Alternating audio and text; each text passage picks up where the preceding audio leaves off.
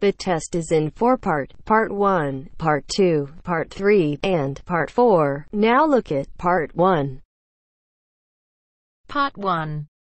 Customer phoning a company representative to complain about her new purchase. First, you have some time to look at questions 1 to 5.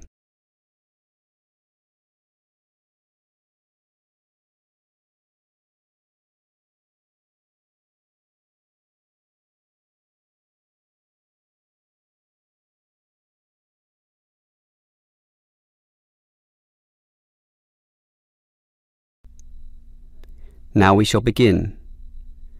You should answer the questions as you listen, because you will not hear the recording a second time. Listen carefully and answer questions 1 to 5. Hello, is this the Dynamo Motorcycle Company? Yes, it is. How can I help you? Well, I have an instruction manual here for your new electric motorcycle, but I'm not satisfied with the purchase at all.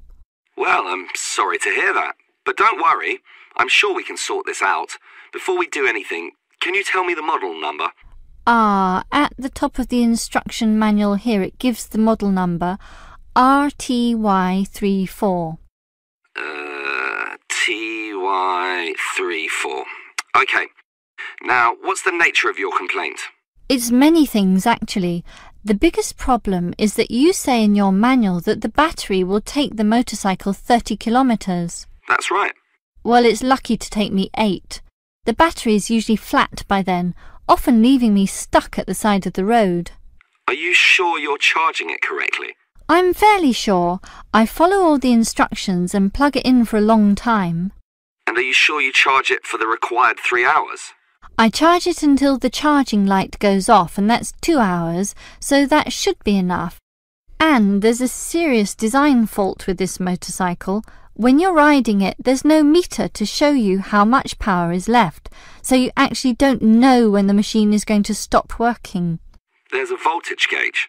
Yes, but that tells you nothing. The needle fluctuates about from 55 to 45, so whatever it says is meaningless. According to the manual, you're meant to charge the battery if the needle falls under 50 volts. But even when you charge it, it can go below 45. As I said, the needle just waves all over the place. The result is that I'm always worried that the bike will leave me stranded in the middle of nowhere. Well, I'm sorry about that. Sure, but what are you going to do about it? Unfortunately, we don't have a refund policy, but if you take the bike to one of our shops, our mechanics will look at it. Perhaps there's a problem that we can fix. The gauge, for example. The other problem is the battery. I actually weighed it, and it's almost 6 kilograms, yet you say in your manual that it weighs only 3. I can barely pick the thing up, so it's not 3 kilograms at all. Maybe you purchased the wrong model by mistake. I doubt that very much. Basically, I think I've been defrauded, and I'd like to know what you're going to do about it. All right, I'll put you through to our complaints department. Before you hear the rest of the conversation, you have some time to look at questions 6 to 10.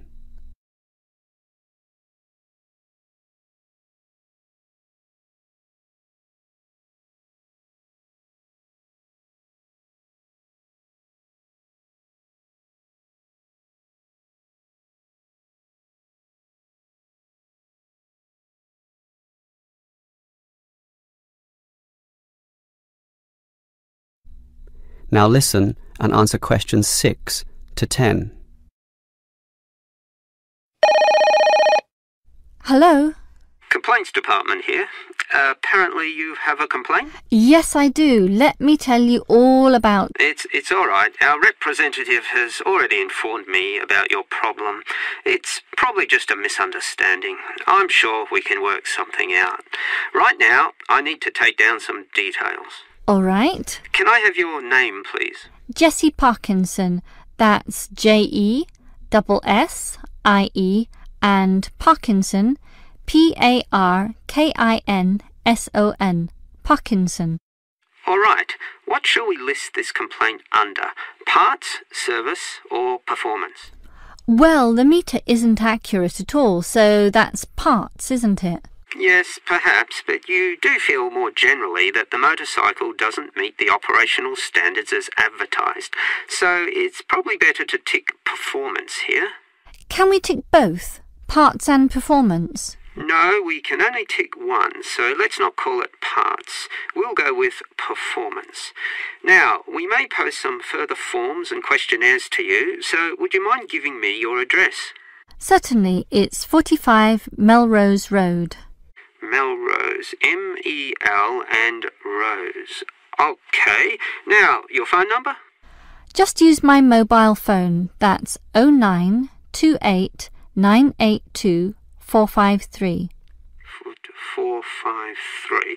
OK. And if we have any follow-up questions, what time is best for ringing you? Morning? Afternoon? Night time? Well, I work as a secretary from 9 to 5, but I do get a lunch break which gives me some free time.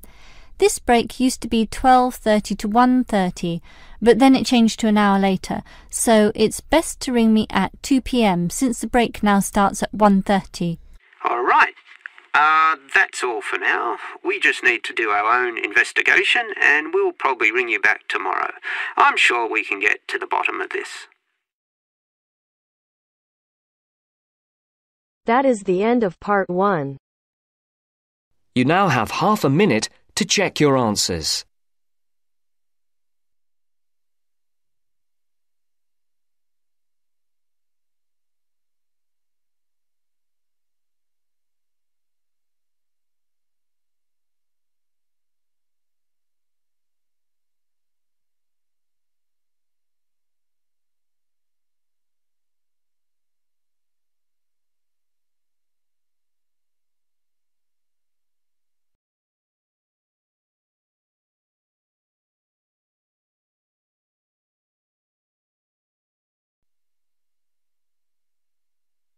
Now turns to part 2. Part 2. You'll hear a message left to John on how to look after the house. First, you have some time to look at questions 11 to 17.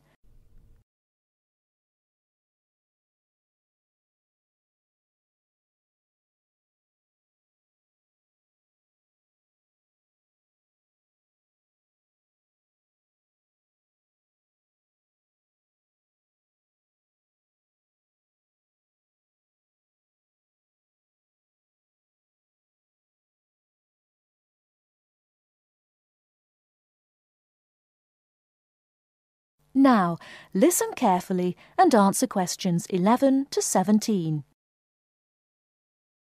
Hello, John. Welcome to the house. I'm really pleased that you can be here to look after my house while I'm away. Here are some things you need to know about the house. Important stuff like when the garbage is collected. In fact, let's start with the garbage, which is collected on Friday. Just write garbage on the calendar on the days they take it away. Put it out on Friday every week. That'll be Friday the 22nd, Friday the 29th, and Friday the 5th. It's a really good service. The trucks are quiet and the service is efficient. The bin would be put outside of the house empty. It's a good idea to put it away quickly. This street can be quite windy. I once watched my next-door neighbour chase her bin the whole length of the street. Every time she nearly caught up with it, it got away again. The waste paper will be collected this Tuesday. That's Tuesday the 19th. There's a plastic box full of paper in the front room. Please put it out on Tuesday. The truck will come during the day.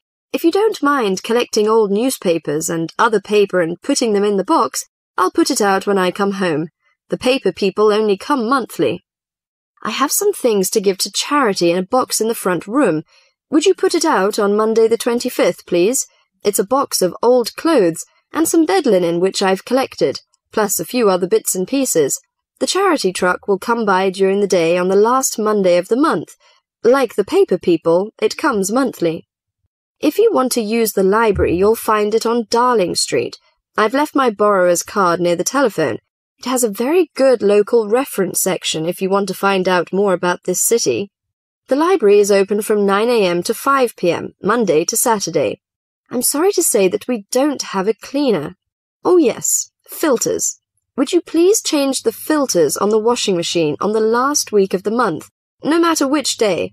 We find that the machine works much better if we change the filters regularly. The gas company reads the meter on the 30th, the last Saturday. I think that's all the information about our calendar of events.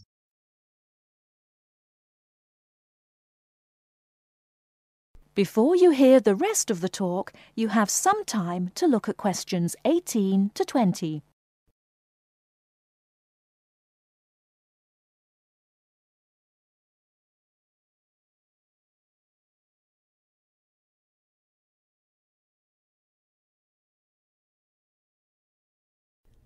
Now listen and answer questions 18 to 20.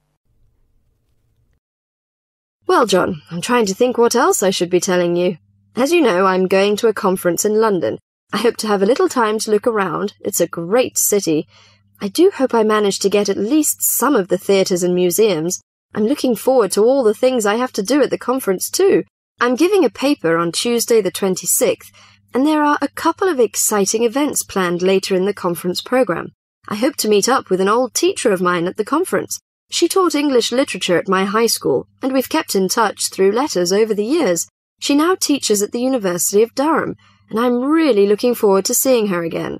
By the way, I expect you're hungry after your trip. I've left a meal in the refrigerator for you. I hope you like cheese and onion pie. Would you do me a favour, please? I haven't had time to cancel an appointment. It was made a long time ago, and I forgot about it until this morning. It's with my dentist for a checkup on Thursday the 28th.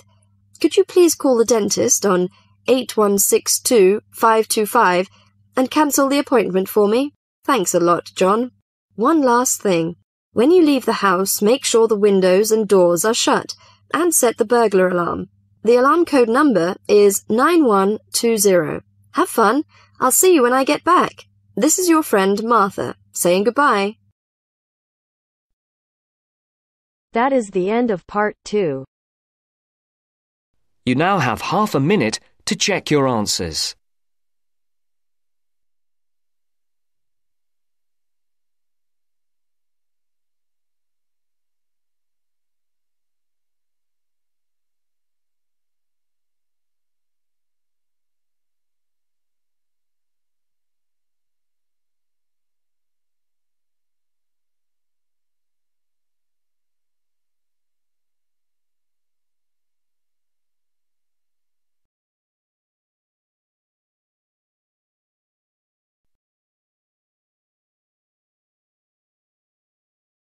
Now turns to part 3. Part 3. You will hear a tutor and some students talking about an assignment. Listen carefully and answer questions 21 to 26.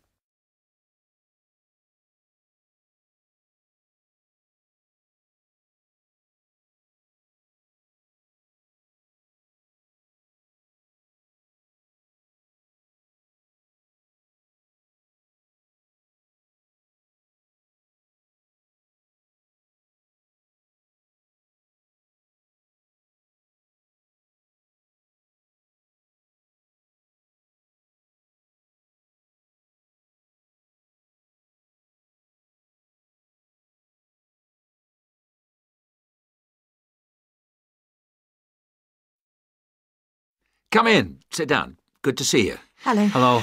Now, this assignment. The best thing we can do, I think, is to think how we can approach it. The main point is to investigate television, but not what's happened in the past. I was thinking that it would be necessary to go over the new media first and then... Yes, that's a way to make a start, but you need to do that quite briefly. But it's quite a complex topic. Yeah, I agree, but the emphasis must be on the future development of television as a cultural phenomenon. Yes. I've been reading the talk by Ashley Highfield. All right, and what do you take from that? What are the things that are competing with television? Well, to start with, there is the games console. Then there is the personal computer and the internet. Then again, the mobile phone with its capability of games and puzzles. And, of course, internet access. Lastly, there is the iPod with the possibility of listening to music wherever you go. Good. You've understood that. Now, which of these presents the greatest competition for television? Well, according to the research, it's video games. Yes, that's true at present, but in the future... I think the phone will present the greatest threat then. And why? Because it's mobile, portable, and it's developing fast. Yeah, I think you're right. You need always to look to the future and try to assess how things will develop, as we said. Good. Now, you need to move on to the new social trends in connection with television. Is one of them the idea that programmes might become shorter and shorter? Ah, yes. The average programme might be 10 minutes. Or even less. Just mini-programmes, say 4 to 5 minutes long. Now, do you think you can get access to all the materials you need? The problem at the moment is the library. Oh, yes? What's happening there? There's a tremendous amount of noise because of the new extension they are building. It's quite impossible to work there. They are stopping work for a week next week, I believe, and then all the sections will be open. There's a hold-up because some roof tiles have not arrived, so there'll be peace for that week. But then after that, the media studies section will be closed for a week, and all the noise and dirt will start up again. Yes, the sociology section will be open, and there's some good stuff there for you on this topic, and it's further away from the noise. Yes, I don't think the sociology section is affected at all, and neither is the journal section. No. Obviously, they're rotating the closures, and it was sociology's turn to close for a week last term. I think we should make a complaint. Yeah, I think you should. I've had a word with the library staff. They are very sympathetic, but... They are affected by these works just as we are. If I were you, I'd make a complaint directly to the premises committee. They only meet once a year, but in fact, I know they're having a meeting next Tuesday. You might like to make contact with them, but don't say that I suggested this. Yes. But the Students' Union might be better since they are independent of the university. That's true, but I can't imagine that people haven't already approached them about this. Let's try the premises committee. Good idea. Why not? OK. Now, don't forget I need a copy of your dissertations by email and 2 copies in print, that is, on paper. If you give the reprographics office 24 hours' notice, they'll make copies for you. And if you give them my details, they'll send those copies directly to me. They won't send copies to you, so you'll need to take your own copy personally from them. Good. Any questions? Before you hear the rest of the talk, you have some time to look at questions 27 to 30.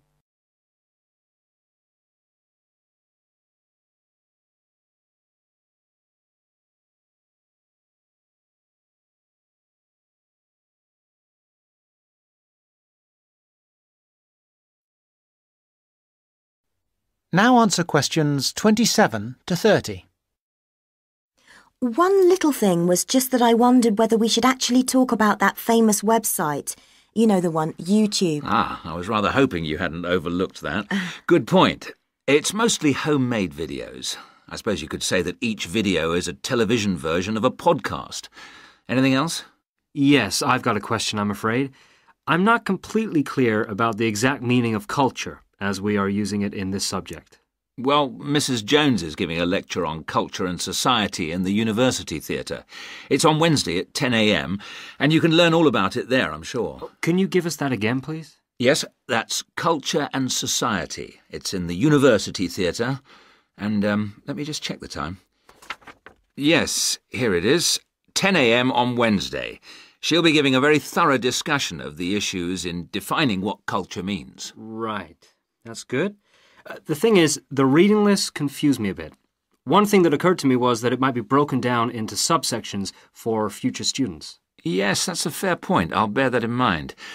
Now, don't forget, you need to do the reading and finish the assignment by the 4th of July. Is that okay? Fine. Thank you very much.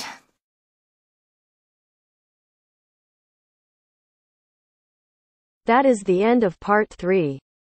You now have half a minute to check your answers.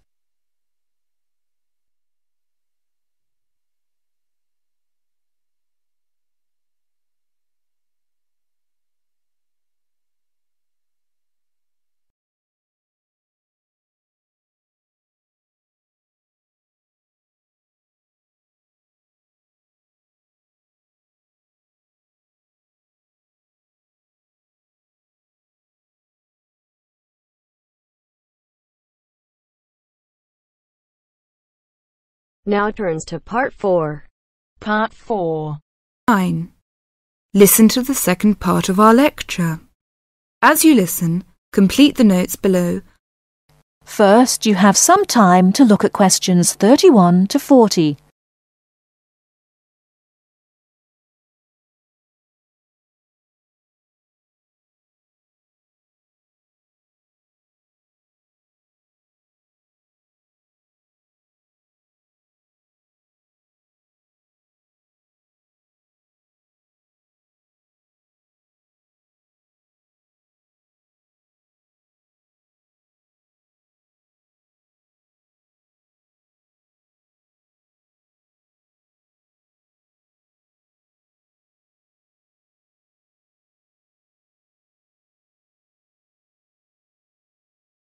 Now listen carefully and answer questions 31 to 40.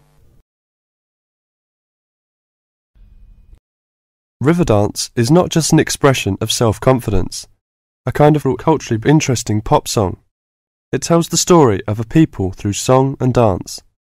It tells the story of the people whose spirit was broken by an event which occurred in the middle of the last century, but continued to affect the society until 1961, the Great Famine. What is a famine? In 1840, the official population of Ireland was 8 million. They were largely poor and living in the countryside. They were beginning to have an interest in independence, and perhaps had things been different, Ireland might have been independent much earlier. But there was a serious problem in the agricultural system. All crops were grown to pay the rent of the land, and all that was grown to eat was the potato. This was fine until the potato crop failed, as it did from 1845 to 1848. The stories of what happened in those times live on in the popular culture of Ireland, and I won't tell them here, but the result was that 2 million people died or left the country by 1851. When you realise that the population continued to go down until 1961, you can realise what a disastrous effect this famine had on the people. Compared with China, imagine if the famine of 1960 reduced the population by a quarter and it kept falling to less than half of its pre-famine figure. Anybody with ideas left and went to England, America or Australia. The people left behind were broken by their experiences and, in effect, the famine and its consequences put an end to all serious development in the country until well into this century. The Irish in Ireland lost all hope and self-confidence, and much of our modern culture is about the sadness of that time and the sorrow of saying goodbye to those who left and left well into this century. Ireland has the highest emigration rate of any country in Europe for the last 2 centuries. We even have an expression for this saying goodbye. It is called the American wake. It means the ceremony, like that of a funeral for someone going to America, because you will never see him or her again. Do you know why there is Irish music on the film Titanic? It is because most of the people killed were Irish. The leaving continued until the 1970s, because independence in 1921 was followed by a civil war and an economic depression. Almost every family in Ireland has relatives abroad, and up to the 60s in some places, of a class of 30 graduating from high school all left. Along the west coast, closed-up houses, from that time falling into ruin, are still common. That is the end of part 4. You now have half a minute to check your answers.